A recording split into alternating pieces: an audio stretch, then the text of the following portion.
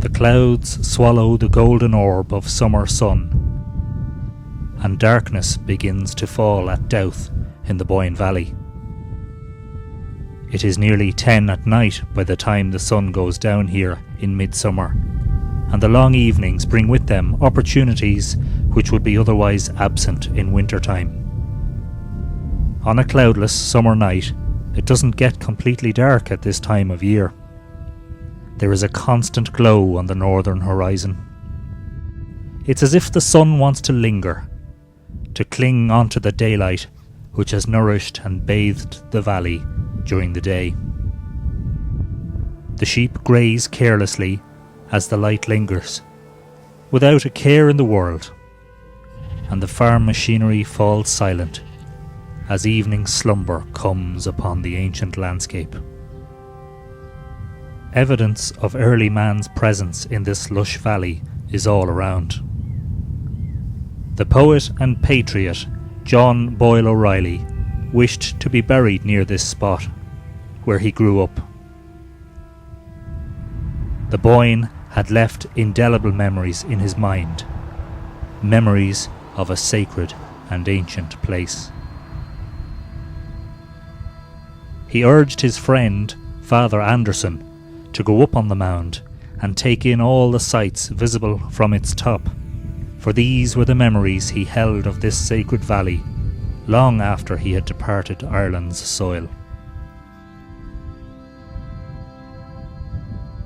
These sights included the Hill of Tara, which is visible from Dowth, and also the Hill of Slane, the mountain of Patrick's sacred fire, which burned over Brega Plain at the dawn of the Christian age.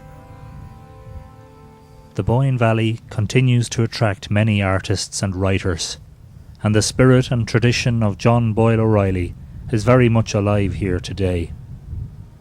In the fading light, an artist captures the atmosphere among the long grasses atop the mound. The leaves of the giant Dowth sycamore will feature in his rendition of the scene. Richard Moore has been here since earlier in the evening, and will work until the light no longer permits, heading home to Drogheda for the night before returning tomorrow. There is no better office than this, no better workspace. Out here, among the cattle and the wildlife and the trees and the birds, work is blissful and stress-free. There is a stillness about the place, a calm tranquility. This is a haven, a retreat from the hustle and bustle of life, and a sacred spot, venerated since ancient times.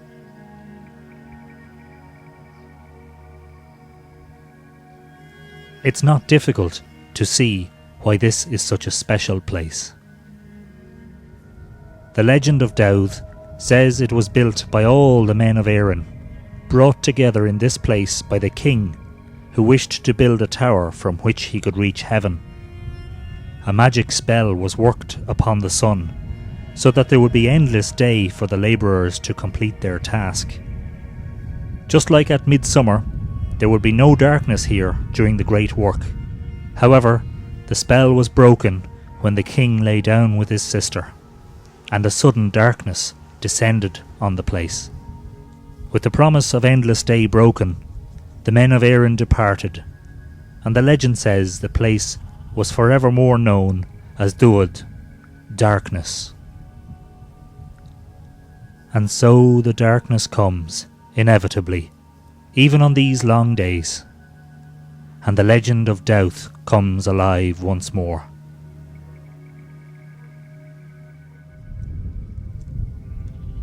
The artist cleans up and packs his belongings away. His work is done for today. Home beckons.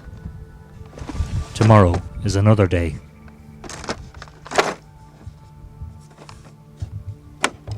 As the distant lights illuminate, we are reminded of a time when light and flame was sacred, and when the distant hills were a day's journey away. Just before leaving Dowth, Richard takes a moment to enjoy the beauty of the place and to contemplate. His is a truly wonderful vocation. For Richard, Dowth will never be in darkness. It is a place of light.